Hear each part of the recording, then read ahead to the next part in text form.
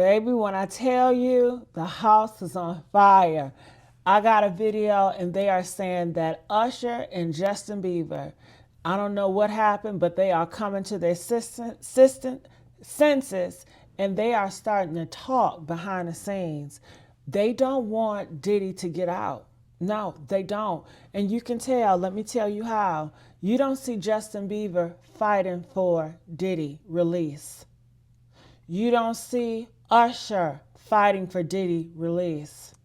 How Diddy paints the picture, how he helped these boys. You would think if nothing took place that these two would be the first ones speaking up like Stevie J and Ray J, talking about, oh nah, free him, he ain't never touched me, he ain't never did that. They ain't saying nothing because they know the truth. Okay? They know it. And they have been avoiding this and they don't want to speak about this because it haunts them in their sleep. Okay? But trust me, they don't want him to get out. And then it was, a couple of days ago, it was whispers and rumors as if it was a potential that he was going to get out by next summer. Oh, nah, they not having that. So they are starting to speak up, okay? They want to keep him locked up in a jail. A lot of people do. A lot of people want him locked up. Ray J want him locked up. I mean, what's that man's name? Jay-Z. Rick Ross, all of them, honey, all of them. So I want you guys to watch this video because it's talking about and telling the tale of Usher and Justin talking behind the scenes. Y'all need to see this. Make sure you guys like, share, subscribe here at the Mr. Sweet Spot, okay? Let's watch this. Usher and Justin Bieber have both released exclusive new interviews detailing what Diddy forced them to do at his freak-off parties. And allegedly, Usher even had to go to the doctor after Diddy raped him. Result of being around that man, Sean Puffy Combs, I don't sleep to this day. I have a problem sleeping to this day. Like, yo, man, I'm here to work, man. I ain't sang in a week. I mean, I'm 13 years old and I'm telling him, look, you're going to put me in the studio, man. You got Biggie Smalls in there. You got Craig Mack in there. I'm not here to party with you. I don't want to go to the clubs. Matter of fact, I'm too young to even be in here. Why you got me in clubs? We would fight. We would tussle. What's up, man? You good? I'm good. How are you? All right, young brother. Everything's good? Selling out arenas and everything? Starting to act different, huh?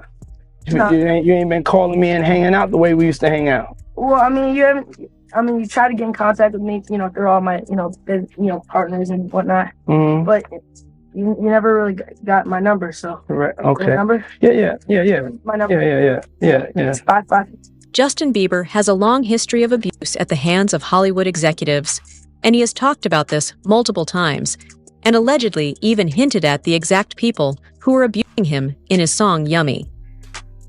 Justin was signed at the age of 13 to Usher's record company, LaFace Records. Justin has said that Usher's manager L.A. Reid loved his voice and wanted to sign him right away. Interestingly, however, there are now reports coming out that the real reason Usher wanted Justin Bieber was something else entirely. Was flown out to Atlanta by a manager. His name's Scooter Braun. Flown out to Atlanta just to meet with him and meet different producers and different people. I was actually going to meet Jermaine Dupri at his studio. And who rolls up? Usher and his Range Rover. It rolls up, and I was like, "Is that who I think it is?" And Scooter was like, "Yeah." And so I ran up to him and I was like, Usher, I love your songs. You want me to sing you one? And he was like, let's just go inside, little buddy. It's cold out. So the politest possible way he could say no, he did. And I was like, wow, he just turned me down. And I was a little disappointed. He had to go into a studio session, so I was like, whatever. And a week later, he actually watched my videos with my manager. And was like, oh my gosh, why didn't I let him sing? So went me back to Atlanta where I got to meet him again, and he wanted to sign me. But there was something else. Justin Timberlake, right? Yes, Justin Timberlake also wanted to sign me. It was kind of like, what happened was Justin Timberlake and Usher both went into a ring and boxed it out. And the outcome was Usher. I think it was a TKO. In reality, Usher was trying to sign Justin so he could give him to Diddy. Right after Usher had signed Justin Bieber, he handed him over to Diddy and gave him legal guardianship of a 13-year-old child for 48 hours. Usher knew what kind of man Diddy was, and in his own words, he would never have sent his own child to stay with Diddy, but he still sent Justin anyway. For Usher, sexual abuse had been normalized, and it's something that he had to face too when he was a young artist. Diddy had been trying to get to Bieber for a minute, and his management was backing him off. But it wasn't until Usher took over management and had guardianship and gave temporary guardianship to the diddler for 48 hours. Think about that. He had already been to the hospital. That situation that Gene was talking about. And you still took Bieber there, but you got custody of him first. Diddy had already tried. They wouldn't let him. Actually, someone made reference to the fact that Diddy trying to get at Bieber the way he was trying to get at Bieber was looking a little predatory. And then Usher came in, discovered it, and managed him, and got custody of him, and promised to look after him. And then he sent him to the diddler. Does that sound like a good guy? Sure, that's horrible. Does that sound like a good guy? Now that we know what Diddy's really like. They're not seeing what the intentions was in his heart when he took Justin Bieber there. Oh. Let's be honest. He took Justin Bieber there. Usher had been a part of Diddy's infamous Puffy Flavor camp at the age of 13, and he knew what kind of things children were exposed to there, but he still handed over Justin to Diddy. Reportedly, this was because Usher wanted Diddy to grow his career, and he was offering Justin as a sacrifice. In a 2016 interview with Howard Stern, Usher even mentioned that Diddy exposed him to sexually explicit things at the camp, and said he would never send his son to Diddy. I moved to New York City, and I lived with Sean Puffy Combs for a year. That's the crazy thing. Now, that was L.A. Reid's idea, right? We're sending you New over York to City. something called Puffy Flavor Camp There you go. to learn some... Yeah, Flavor that's Camp. what it was called. And you're going to go to Puff Daddy's. He's In gonna, the 90s, do you understand what that's like? Puffy's place was like just filled with chicks and orgying like nonstop, right? Not really. I Come mean, on. but hey, it was curious. I got a chance to see some things. Yeah, but you were 13. What were you I seeing? went there to see the lifestyle. Right. And I saw it. And it was, but I don't know if I could indulge and understand what I was even looking at. It was pretty wild. It was, So nobody tried to, some woman didn't come along. I didn't say that. Okay. I didn't say that. What I did say is that there were very curious things taking place, Uh-huh. and I didn't necessarily understand it. Biggie Smalls was there. Smalls was there, Lil Kim, Craig Mack. All these people are hanging around. Yeah, man. Faith Evans, Jodeci, Mary J. Blige. They didn't know nothing about this shit. Oh. I was having a good time. You know what I mean?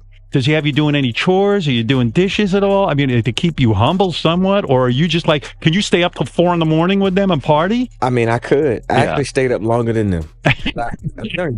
Do you have money? What's going on? I mean, I had like per diem. Yeah. I had like, What like a a living. life. Yeah, it's pretty crazy. 14 years old. You're a dad now. Would you ever send your kid to Puffy camp? Hell no. Diddy has already confessed to sleeping with Usher, and Usher has even been videotaped at Diddy's parties. That's clear proof that Usher was working with Diddy. Yeah, we want to thank you. Come here. Don't sit on the bed at night. No homo. No, just don't get close to the bed. Don't get close. But it's just like, yo, we want to thank you for hosting the thing, man. It's been a pleasure. You didn't have to do it. You did it. No. I definitely didn't have to do it. I definitely didn't have to. First and foremost, I'm not getting in the bed. Shout out to him and what he did. I'm just gonna, if we can, let's just put the camera a little this way, just so we're not. I don't want my shot to even, I don't want it to come close to the bed at all. Usher look like he fresh off a goddamn plane. Usher. Fresh off the guard stage. That's my brother right here from day one. We used to wake up and, pause, but like, check this out. I mean, back in the days when he was like 10 and I was a little bit older, his older brother, we used to fight over the frosted flakes. You know what I'm saying? Before pause was invented. You know what I'm saying? But it's my brother for real. We used to actually wrestle off of the frosted flakes because he used to always get them early. Now he's the richest song in the world. And Yo, what the f did Puff just say? Nobody's gonna acknowledge this but me. Puff just said we used to wrestle over the frosted flakes, and we're streaming live. That was stupid. Listen, that was stupid. This is having a good time. Following Diddy's arrest, Justin Bieber has opened up about how sexual abuse in the industry affected him and how he still faces trauma to this day. Sexual abuse of minors is rampant in Hollywood and the music industry. Justin Bieber has talked multiple times about how he felt completely alone, and the trauma he faced was why he was acting out as a teenager. That I was just, living in this shame, living in all this sort of stuff of my past, and I wasn't able to move on. Do you think the person that the you of then was on a path of self-destruction? Oh, for sure. Yeah, I would have, for sure. It would have been no bueno. It was bad. I don't know if I'd be alive, for sure. It was dark, but I want to definitely tell my story so that if that resonates to anybody, that they can hopefully learn from it. Well, for me, music comes from somewhere. Right. Maybe it comes from this youthful naivety and this desire to escape something. And then you get out there in front of the world, and then it comes from a place of wanting more of it. Yeah. I mean, just think about how young I was and so impressionable. And you have everybody telling me how awesome I am at all times, Like, I just want people to understand, like, the psychology behind why I potentially could have problems.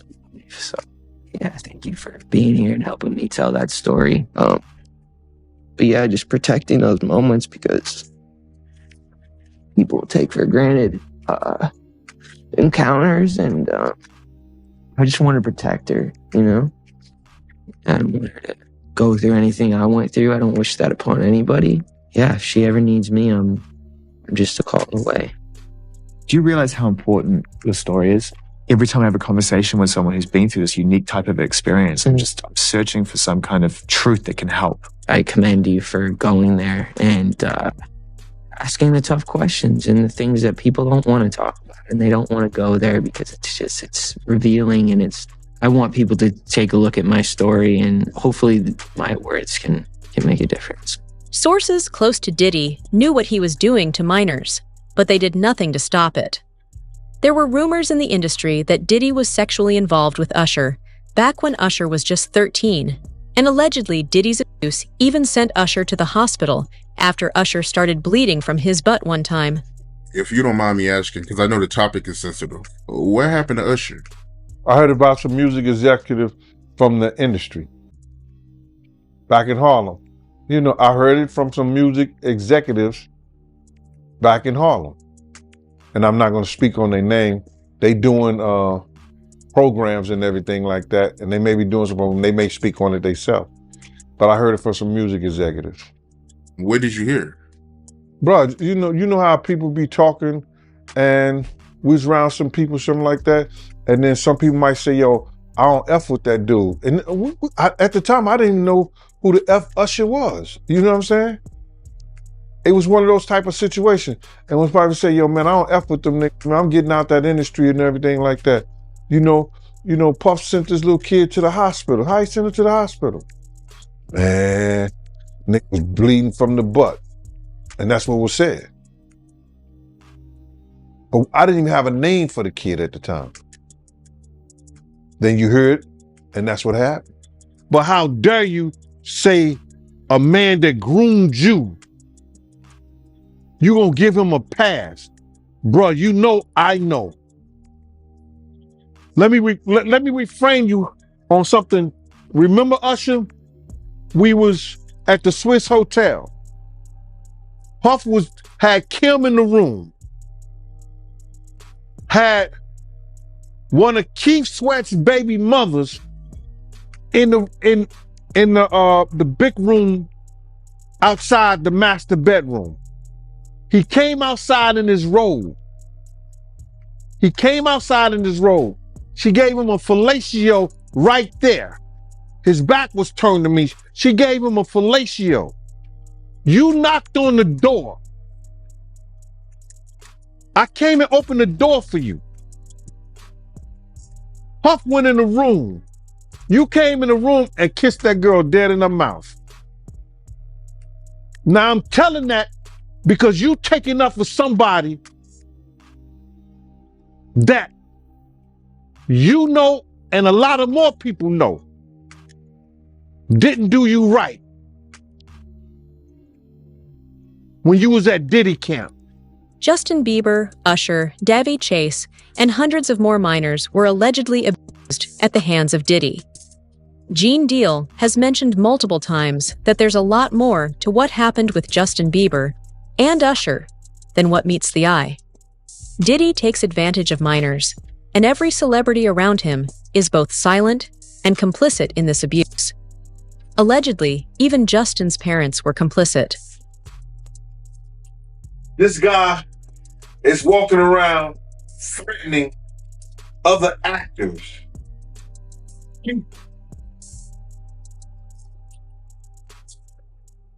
Somebody got to get involved in it. If it ain't the state, let it be the feds. Somebody got to stop him. He lucky that God giving him the opportunity to be stopped while he's alive, then have to go to hell and face that shit. He got a chance to repent now, change his life. You mentioned minors, and a lot of people have been trying to drag Justin Bieber into this situation because there's a lot of suspect looking videos with Diddy and Bieber in it, and they're making a lot of allegations. Same way they made allegations about Usher. When Usher was younger. I mean, do you think that there's any credibility to these allegations? When there's smoke, there's fire. Why would Diddy be tapping his kid in his chest to see if he wired? And asking him, are you wired? Why would he be confronting that kid? Why would Justin Bieber make a song about, what is it? I got smashed at a Diddy party or something like that?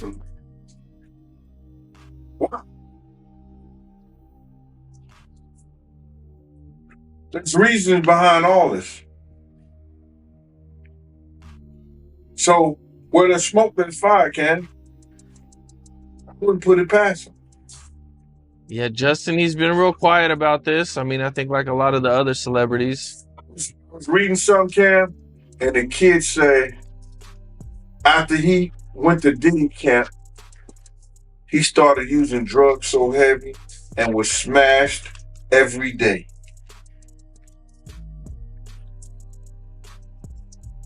What would cause a kid who wanted to be an artist in the music business all of a sudden to start getting high and drinking and drugging,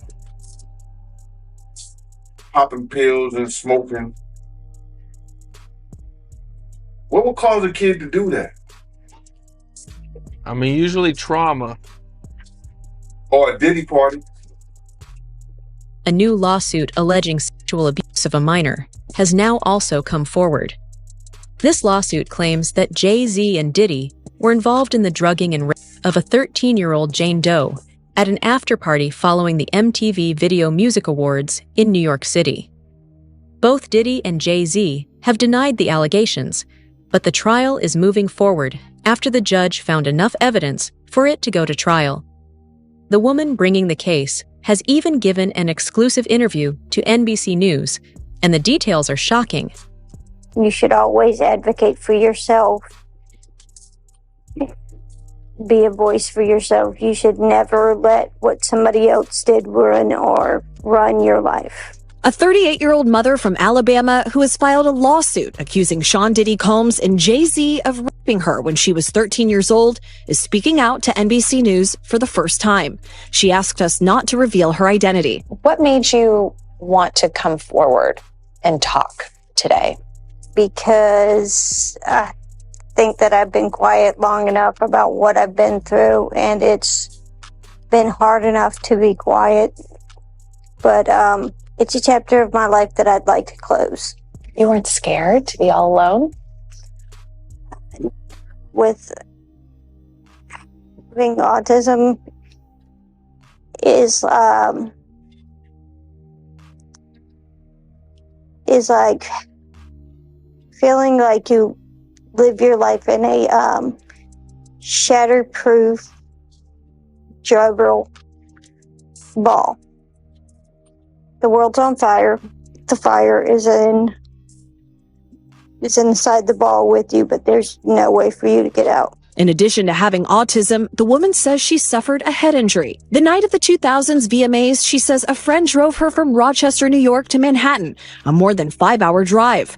Her attorney provided NBC News with the name of the friend who has since died. The woman says she spoke to Combs' limo driver who offered her a ride to an after party. I stumbled upon Diddy's driver who told me that I was exactly what Diddy was looking for. What did you think when he said that to you? I thought it meant that I was just pretty. She went to a White House, she says, where she spoke to musicians Benji Madden and his brother. I'm talking to Benji Madden about his tattoo because, I have about his tattoo that's the Last Supper because I have a religious background. So it was just something to talk about. At the after party, she says she had a drink that made her feel woozy. Then she says Combs and Carter took turns raping her while a female celebrity watched. JC comes in to me. He at that point I was fighting, trying to get away from him, and he put his hand over my mouth and told me to stop it, cut the. After the alleged rape, she says she ran to a gas station where she called her father, who picked her up and drove her home. We rode home in silence. He didn't ask me what happened. He didn't ask me what I did or where I was. The biggest proof that most of the victims have against Diddy is the tapes that he recorded. Diddy had over 250 cameras at his house, and he recorded every second of his freak-off parties. Diddy would later use this footage to blackmail the people who had come to his parties and leverage the tapes he had. Now those same tapes are being used to send him to jail. Anybody came out defending Diddy? All these celebrity friends he have, and nobody came out. They brand. It's all about the money. They saw what he did to Cassie. With the kicking, the punching. They saw what they did to Cassie. They know that nobody in America liked that. So now, these people are represented by a brand. Whether it's something about the music, clothing, movies. They're not gonna come out and speak on nothing that has anything to do with them. And they praying that they not on the tape doing crazy stuff, being oiled up in the whole 9 yards. They praying. So until the feds say, hey, yo, listen here. We got you on, hey, buddy, we got you on this tape. And girl looked like she was pretty young. We're not gonna show it, but we need you to come and testify against Brother Love, P. Diddy, Puff Daddy, Sean Combs. That's when they're gonna start talking. And they're not gonna be talking in his favor. When the feds come to them and show them what they got on tape, because if he had 250 tapes 250 cameras all over the house, somebody got caught stealing a cookie out the cookie jar. It could be your favorite pastor It could be your favorite politician. But they didn't think they was being watched. And Brother Love was watching. Yeah, I mean, TD Jakes, he haven't even came out and said anything. And him and Diddy was real cool. Amen. Amen. Yeah, man. And I know the people in the congregation over there is shaking in their boots because this man didn't led them allegedly probably led them to damnation, because those people's hearts are going to be broken if that man is seen on those tapes doing anything. Because people always put their faith in the pastor instead of putting their faith in God. And what they need to do is understand that he's just a man. And he has a history. It's not looking too good for him. So you feel like celebs are worried that they might be on tape? Oh, they know. That's why they ain't speaking up or saying nothing. Yeah, I was at a Diddy party, but I know I ain't do nothing. When you don't know somebody's taping you, when you don't know that somebody is videoing you in some kind of form or fashion, you got that alcohol, you got the drugs in you, they're a little loose, bruh. They let down all their inhibitions. The music is pumping. He said it himself. He got it so hot in there that you got to take your clothes off. He said that himself, bruh. 8 of these tapes, along with a copy of Kim Porter's diary, have been handed over to the FBI by Courtney Burgess. Courtney was a close friend of Diddy's ex-wife, Kim Porter, and she allegedly gave him some of Diddy's tapes, along with a detailed written account of how Diddy ran his operation. All of this is now in FBI custody after Courtney was subpoenaed in the federal case against Sean Combs. And those statements include descriptions of what the witness says he saw on those tapes. So I asked him about that, and he answered what he could, given the limitations imposed on him after testifying before the grand jury. Out of those 8 videos, 8 celebrities, 6 men and 2 women, how many of those 8 celebrities were close to being underage or potentially underage? 2 males. 2 males. And of those 8 celebrities, how many of them were intoxicated or under the influence of drugs? This is going to be all speculation. I just want to preface it by he wouldn't know if they were right. Sure. Appear to Let me rephrase it. Based on, yes. Understand. Out of the 8 celebrities who were recorded having intimate relations with Sean Combs, how many of them appeared to be either inebriated or intoxicated or under the influence? All of them. All of them. Out of those 8, how many appeared to be potentially victimized? How many might have been victimizing? I think all, to be honest, all. Were victims? They victims. Perpetrating. Victims. They were, all 8 were victimized. Yeah. Meaning this was happening to them and they were inebriated. Right. Not knowing, I guess, how much proof it was in it, what they was doing. The executive producer and CEO of TMZ, Harvey Levine, has also attested to the existence of these disgusting tapes. In an interview with News Nation, Harvey mentioned how he and his team had actually seen the tape, and these tapes are being sold on the dark web. Allegedly, these tapes show Diddy and other A-list celebrities engaging in a threesome with minors. Tanea Wallace, Diddy's ex-party planner, also talked about her experience being at a Diddy party. And I want to start with Tanea Wallace, who claims she's been at a freak-off and said she saw children, and it was hard for her to say it. It was very hard for her to say it, Ashley. So what she said was that she was flown out from LA to Miami by the Saudi prince. And they ended up eventually on Star Island at one of Diddy's parties. She says, among many other things. I mean, she goes into detail. This, she says, happened in 2018. She says that she walked into the house and there was a cluster of adults around what she described as little people. And they were dressed up as Japanese Barbies. I forgot the name. It's Herrick something. You can help me out here. It's a certain type. Yeah, Anyway, I know the name, but I've forgotten it. But go ahead. So she explained that that they were just clustered around these little people, and I kept pushing her, and she eventually said, "Look, they are little people who should not be at an adult party."